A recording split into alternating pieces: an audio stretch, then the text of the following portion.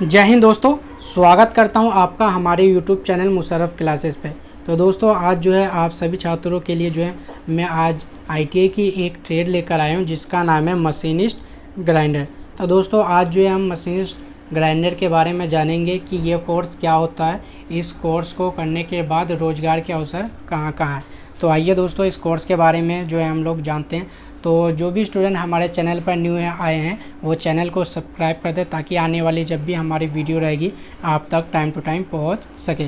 तो दोस्तों जो ITI के अंदर जो आपकी ट्रेड है ना मशीनिस्ट ग्राइंडर, तो और एक होता है आपका मशीनिस्ट, ठीक है ना। तो पहले मशीनिस्ट को समझते हैं, उसके बाद ही आप लोगों को मशीनिस्ट ग्राइंडर के बारे में समझ आएगा, ठीक है ना।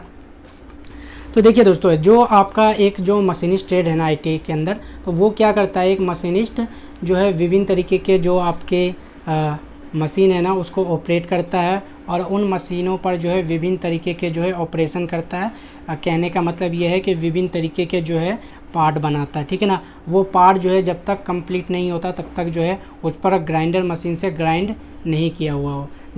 जब उसके ऊपर ग्राइंडर मशीन से जो है ग्राइंड कर दिया जाता है तो वो पार्ट जो है बनकर तैयार हो जाता है मार्केट में जाने के लिए, या कहीं पर भी जो है उस पार्ट को जो है यूज़ करने के लिए वो यूजेबल हो जाता है, ठीक है ना दोस्तों। तो आई होप आप लोग समझ गए होंगे कि मशीनिस्ट क्या करता है और आपका मशीनिस्ट ग्राइंडर का काम क्या होता है। अभी और जो है विस्तार पूर्वक से हम जानते हैं मशीनिस्ट ग्राइंडर के बारे में और इसकी क्या क्वालिफ़िकेशन है, ये सारा कुछ जो है जानते हैं। तो दोस्तों आइए स्टार्ट करते हैं। तो दोस्तों जो आपकी ITI मशीनिस्ट ग्राइंडर कोर्स है ना, ये एक मैकेनिकल जो है आपका ट्रेड है, ठीक है ना। इसके अंदर जो आपकी ग्राइंडिंग मेटल धातु को काटने की एक प्रक्रिया है। जो ग्राइंडर होती है ना वो धातु को काटने की जो है एक प्रक्रिया होती है। इसमें धातु को छोटे छोटे कणों के रूप में जो है ग्राइंडिंग व्हील होता है। अभी सारा कुछ मैं बताऊंगा कि ग्राइंडिंग व्हील क्या होता है। तो ग्राइंडिंग व्हील की मदद से जो है हम काटते हैं ताकि पार्ट को उच्च स्तरीय पर फिनिश यानी उसकी एक्यूरेसी पार्ट तैयार किया जा सके। और इसमें छात्रों को मेटल के अनुसार ग्राइंडिंग व्हील को चयन करना भी सिखाया जाता है। अब जानते हैं दोस्तों ग्राइंडर मशीन और ग्राइंडिंग व्हील के बारे में। तो आइए मैं जो है कुछ आपको जो है तस्वीर दिखाता हूँ ताकि आप और आसानी से समझ सकें, क्योंकि ये चीज़ें जो है आपको गली मोहल्ले में भी आपको देखने को मिलता है। देखिए मैं आपको बताता हूँ, सबसे पहले मैं आपको दिखाता हूँ ग्राइंडर मशीन। तो ये दोस्तों आपका ग्राइंडर जो है आपकी मशीन है जिसके ऊपर जो है ये सारी जॉब जो है तैयार होती है। अब देख सकते हैं यहाँ पर जो है एक जॉब रखी है। अब इसको जो है एक्यूरेसी जो है प्रदान करते हैं, यानी जो है इसको हम अगर सिंपल भाषा में समझे तो इसको जो है प्लेन करने की प्रक्रिया को ही जो है हम ग्राइंडिंग कहते हैं, ठीक है ना। अब दोस्तों इसके अंदर और देखिए इस तरीके से जो है ग्राइंडर किया जाता है। तो देख सकते हैं किस तरीके से आप जो है अपने गली मोहल्ले और कहीं पे जो फैक्ट्री होगी ना तो ये प्रोसेस आप देखते होंगे। तो इसी को ही जो है ग्राइंडिंग कहते हैं दोस्तों, और यही जो है आपका काम होगा ग्राइंडिंग करना, ठीक है ना।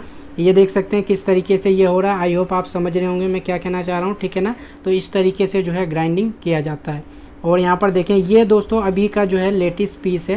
पहले ये ओल्ड पीस देख लीजिए, ये जो है ओल्ड पीस है, और ये जो है आपका लेटेस्ट पीस है जिसको हम CNC कहते हैं। तो आप जो है इस कोर्स को करने के बाद जो है आप एडवांस कोर्स भी कर सकते हैं CNC का, ठीक है ना। तो देखा आपने, मैंने आपको जो है मशीनें दिखाएं। अब मैं जिस व्हील की बात कर रहा था ना वो जो है ये व्हील है। इसके अंदर क्या होता है, ये कई प्रकार की व्हील होती हैं, जैसे कप व्हील होगी और भी कई प्रकार की जो है व्हील होगी, वो जो है इस मशीन के अंदर लगाकर जो है हम यूज़ करते हैं, ठीक है ना दोस्तों। देखिए दोस्तों आपका काम जो मोस्टली जो आपका क्या होगा ना, ऐसा जो है कोई पीस होगा और इस तरीके से जो है आपको पीस को जो है तैयार करना है, उसकी एक्यूरेसी बनानी है, ठीक है ना। इस तरीके की पीस को जो है चमकाना है। तो ये जो है आपका काम होगा बेसिक, ठीक है ना। आई होप आप जो है इन चित्रों को देखकर जो है आप समझ गए होंगे, ठीक है ना। आइए दोस्तों और जो है इस कोर्स के बारे में हम सही तरीके से जानते हैं, क्वालिफ़िकेशन वगैरह कौन कौन जो है ये कोर्स को कर सकते हैं। सबसे पहले हम बात करते हैं कि ये कितने साल का कोर्स होता है। तो दोस्तों ये जो है आपका 2 ईयर का जो है आपका ये ट्रेड होता है, जिसके अंदर जो है आपको हर साल जो है इसके अंदर एग्ज़ाम होता है, यानी 2 बार जो है इसके अंदर आपके एग्ज़ाम होने वाले हैं, फर्स्ट ईयर और सेकंड ईयर के, ठीक है। उसके बाद जो है एग्ज़ाम मोड जो आपका CBT जो है एग्ज़ाम होता है इसके अंदर, यानी कंप्यूटर पर जो है आपके जो MCQ क्वेश्चन होते हैं ना वो क्वेश्चन आपको यहाँ पर देखने को मिलेगा और जो है किसी एक पर जो है आपको टिक करना होगा। तो 2 साल का ये कोर्स है और एग्ज़ाम जो होते हैं वो कंप्यूटर बेस्ड एग्ज़ाम होते हैं, ठीक है ना। अब देखिए दोस्तों, यहाँ पर जो है 2 तरीके के बोर्ड आते हैं और यहाँ पर काफ़ी सारे स्टूडेंट जो है गलती कर देते हैं। देखिए, एक जो आपका बोर्ड होता है दोस्तों वो होता है NCBT, और दूसरा जो आपका बोर्ड होता है ना वो होता है SCBT। अब दोनों को समझ लीजिए। देखिए NCBT होता है national council for vocational training, यानी NCBT जो आपका हुआ ना ये कोर्स, ये हो गया ऑल इंडिया पर जो है मान्यता। यानी सपोज कीजिए, एक एग्जांपल के थ्रू मैं आपको समझाने की कोशिश करता हूँ। मान लिया एक स्टूडेंट है, उन्होंने जो है NCBT कोर्स जो है मशीनी ग्राइंडर से किया। अब जो है कहीं पर वैकेंसी निकलती है, जैसे जो स्टूडेंट जो मशीनी ग्राइंडर से जिसने कोर्स किया वो दिल्ली का रहने वाला है और जो है वैकेंसी निकलती है यूपी की, तो आप अगर NCBT आपने लिया है तो आप जो है कहीं पे भी अगर किसी भी स्टेट में अगर वैकेंसी निकलती है तो आप इजी तरीके से जो है अप्लाई कर सकते हो। लेकिन जो SCBT वाला जो स्टूडेंट है ना वो सिर्फ अपने ही स्टेट में ही जो वैकेंसी निकलेगी उसी स्टेट में जो है अप्लाई कर सकता है, अदर स्टेट में जो है अप्लाई नहीं कर सकता है। तो आई होप आप समझ गए होंगे कि SCBT और NCBT क्या होता है। हाँ, अब जानते हैं दोस्तों क्वालिफ़िकेशन की कौन से स्टूडेंट ऐसे हैं जो ये कोर्स कर सकते हैं। तो देखिए दोस्तों, 10th पास हैं आप तो ये कोर्स इजी तरीके से कर सकते हैं। और एक बात और ध्यान रखें दोस्तों, 10th क्लास में ना आपकी मैथ और साइंस होना कंपलसरी है, ठीक है ना। जैसे कई सारे स्टूडेंट ऐसे होते हैं जो NIOS से जो है वो पास आउट हो जाते हैं, लेकिन जो है उन सब्जेक्ट के अंदर जो है कई बार क्या होता है कि वो जो है मैथ और साइंस नहीं लिए होते हैं। तो अगर इसके अंदर एक भी सब्जेक्ट की अगर कमी होगी ना तो आप जो है ये कोर्स नहीं कर सकते। आप चाहे NIOS से करें लेकिन उसके अंदर मैथ साइंस होना कंपलसरी है। अगर वो ये दो सब्जेक्ट हैं तब जो है आप इस कोर्स को लिए जो है एलिजिबल हैं, ठीक है ना दोस्तों। 50% आप से पास आउट होने चाहिए, ठीक है ना। अब विच कॉलेज की बात करते हैं कि ये जो आपने कोर्स देखा है इसको किस जो है कॉलेज से हम कर सकते हैं। तो देखिए दोस्तों, दो आपकी कॉलेज होती हैं ITI के अंदर, एक होती है गवर्नमेंट कॉलेज और एक होती है प्राइवेट कॉलेज, ठीक है ना दोस्तों।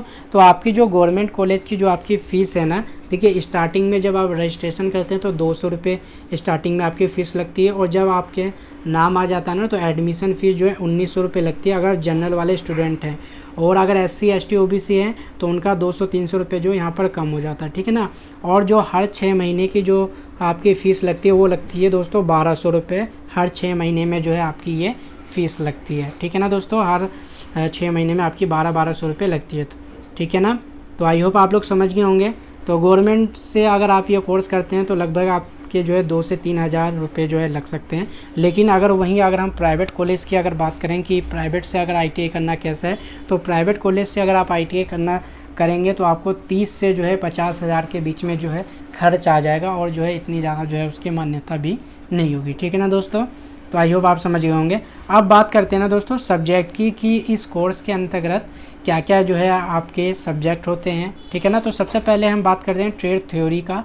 ट्रेड थ्योरी के अंदर आपको जो है जो भी आपने ट्रेड लिया, जैसे कि आपने मशीनी ग्राइंडर लिया है ना, तो आपको ग्राइंडर मशीन के बारे में जो है उसके अंदर जो है आपकी नॉलेज दी जाएगी। ट्रेड थ्योरी के अंदर आपको बताया जाएगा, फिर उसके बाद जो है उसकी प्रैक्टिकल कराई जाएगी, ग्राइंडर मशीन को चलाना सिखाया जाएगा, उसको जो उसके ऊपर जो भी ऑपरेशन होते हैं, जैसे जो मशीनिस्ट जो स्टूडेंट होते हैं ना उस पर जो है एक मशीन होती है लेथ मशीन, तो उसमें जो है टूल लगती है, तो उस टूल को किस तरीके से ग्राइंड करते हैं ना वो भी जो है एक मशीनिस्ट ग्राइंडर ही करता है, तो उसको किस तरीके से करना है, ठीक है ना। और भी कई सारे जो है आपको इसके अंदर चीज़ें सिखाया जाएगा ट्रेड थ्योरी के अंदर, ठीक है ना। आपको ये भी सिखाया जाएगा कि मटेरियल के अनुसार जो है आपको चयन करना पड़ेगा कि कौन कौन सी जो है मटेरियल हैं, उनके अनुसार हमको जो है व्हील को चयन करना है, क्योंकि ये जो व्हील होती है ना आपकी वो अब्रेसिव कन और बॉन्ड की मदद से जो है वो व्हील जो है तैयार होती है, ठीक है ना।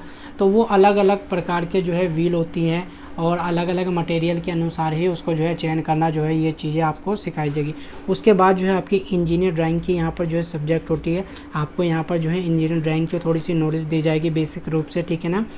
उसके बाद जो है एम्प्लॉयबिलिटी स्किल करके जो है एक सब्जेक्ट है, इसके अंदर जो है आपकी बेसिक मैथ, ठीक है ना, बेसिक इंग्लिश और कम्युनिकेशन स्किल, और जो है आपकी कंपनी और फैक्ट्री के अंदर आपके क्या फंडामेंटल राइट हैं वो सारी चीज़ें जो है आपको इसके अंदर जो है सिखाया जाता है, क्योंकि किसी भी स्टूडेंट के साथ जो है शोषण ना हो, इसलिए जो है उसको फंडामेंटल राइट के बारे में जो है सिखाया जाता है कि कंपनी के क्या रूल है, आप उसको अंदर क्या क्या रूल वगैरह हैं जो आपके ऊपर जो है लागू होती है और आपके क्या फंडामेंटल राइट होते हैं कंपनी के अंदर, वो सारा कुछ जो है आपको इसके अंदर बताया जाता है कि आपको कितने घंटे से ज़्यादा जो है कंपनी आपसे जो है काम नहीं ले सकती, ठीक है ना। तो ये सारी चीज़ जो है आपको एम्प्लॉयबिलिटी स्केल के अंदर सिखाई जाती है।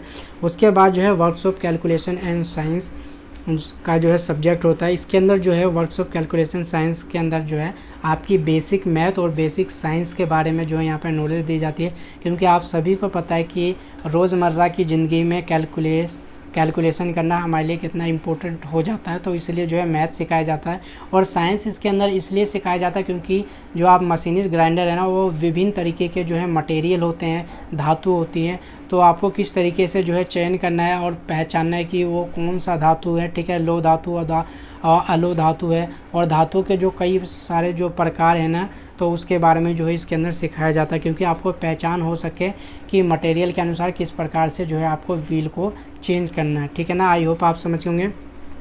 अब जैसे सपोज कीजिए कोई स्टूडेंट है ITI करने के बाद जो है उसको आगे जो है इसके बारे में जो है विस्तार पूर्वक से पढ़ना है, यानी मशीनिस्ट ग्राइंडर के बारे में और ही जो है हाई उसको जो है स्टडी करनी है, तो आप जो है डिप्लोमा कर सकते हैं और डिप्लोमा करने के बाद जो है बीटेक भी कर सकते हैं। डिप्लोमा अगर आप करते हैं तो आपको 1 ईयर का प्रेफरेंस मिलेगा, आपको 2nd ईयर में जो है डायरेक्ट जो है एडमिशन हो जाएगा, ठीक है ना। अब बात करते हैं दोस्तों अप्रेंटिस की। अप्रेंटिस दोस्तों एक हिसाब से आपकी ट्रेनिंग होती है, क्योंकि ITI के अंदर जो है बेसिक रूप से जो है आपको नॉलेज दी जाती है, लेकिन कंपनी के अंदर कैसे वर्क किया जाता है वो आपको अप्रेंटिस के अंदर ही जो है ट्रेनिंग के माध्यम से ही सिखाया जाता है। और अप्रेंटिस ट्रेनिंग में जो है आपको स्टाइपेंड भी दिया जाता है हर मंथ जैसे सैलरी के रूप में, तो आप जो है अप्रेंटिस भी कर सकते हैं। मारुति सुजुकी कंपनी में कर सकते हैं, काफ़ी अच्छी जो है कंपनी है। इसके अंदर जो है अप्रेंटिस में सबसे ज़्यादा जो है सैलरी स्ट्रक्चर यहाँ पर देखने को मिलता है। 18,000 रुपये जो है यहाँ पर जो है सैलरी स्ट्रक्चर देखने को मिलता है, बल्कि किसी और कंपनी में इतनी हाई जो है सैलरी नहीं देखने को मिलता है, ठीक है ना।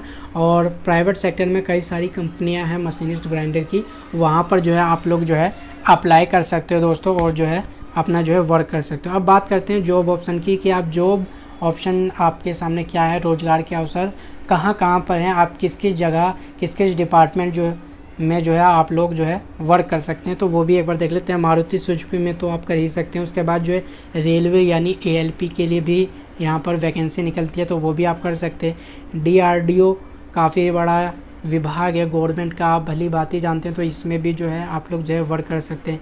इसरो का आपने नाम सुना ही होगा, तो इसके अंदर भी जो है आप वर्क कर सकते हैं। इसके अंदर भी जो है वैकेंसी निकलती है मशीनिस्ट ग्राइंडर की, ठीक है। उसके बाद ऑर्डिनेंस फैक्ट्री के अंदर भी मशीनिस्ट ग्राइंडर की जो है वैकेंसी निकलती है, ठीक है ना दोस्तों। उसके बाद अब बात करते हैं कि ITI में जो आपके टीचर होते हैं ना, वो पढ़ाने वाले होते हैं ना, उनकी जो है क्वालिफ़िकेशन क्या होती है। बाई चांस सपोज कीजिए किसी स्टूडेंट ऐसा है जो कि काफ़ी अच्छा पढ़ता है, उसको जो है जॉब भी नहीं करनी, ठीक है ना, और उसको ज़्यादा हाई एजुकेशन भी नहीं करनी है, तो और वो चाहता है कि मैं भी जो है ITI के अंदर जो है स्टूडेंट को ट्रेनिंग दूँ या पढ़ाऊँ, तो उसके लिए आपको क्या करना पड़ेगा कि आप ITI के अंदर जो है उन बच्चों को जो है आप ट्रेनिंग दोगे या पढ़ाओगे, तो उसका भी एक बार देख लेते हैं। तो देखिए दोस्तों, अगर ITI के अंदर आपको पढ़ाने के लिए क्या करना पड़ेगा, CTI करके जो है एक ट्रेनिंग होती है, यानी कोर्स होता है ITI की तरह, ठीक है ना। तो आपको CTI प्लस जो है डिप्लोमा अगर आपने किया हो और 3 ईयर का एक्सपीरियंस हो, तब जो है आप ITI के अंदर पढ़ा सकते हैं, ठीक है ना। दूसरा बात देखते हैं, एक होता है CTI, ठीक है ना, CTI प्लस ITI अगर आपने कंप्लीट किया हुआ है तो 5 ईयर का एक्सपीरियंस है, तब जो है आप ITI के अंदर जो है इसी तरीके से आप जो है पढ़ा सकते हैं, ट्रेनिंग दे सकते हैं, ठीक है ना। उसके बाद अगर किसी स्टूडेंट ने BTech किया है प्लस CTI, तो कंपलसरी है दोस्तों, चाहे वो डिप्लोमा हो, BTech हो या फिर ITI वाले, सबको जो है CTI करना ज़रूरी है। अगर उसने BTech किया हो प्लस CTI किया हो और 1 ईयर का एक्सपीरियंस है, तो वो ITI के अंदर जो है स्टूडेंट को जो है ट्रेनिंग दे सकते हैं दोस्त, ठीक है ना दोस्तों। तो ये जो है आपका कोर्स है दोस्तों, ठीक है ना, काफ़ी अच्छा जो है ये कोर्स है आपको, ठीक है ना। फिर भी अगर किसी स्टूडेंट को किसी तरीके से भी डाउट होता है तो डिस्क्रिप्शन में मेरा इंस्टाग्राम का लिंक दिया हुआ है दोस्तों, वहाँ पर जाके मुझसे जो है पर्सनली जो है अपने डाउट क्लियर कर सकते हैं, ठीक है ना दोस्तों।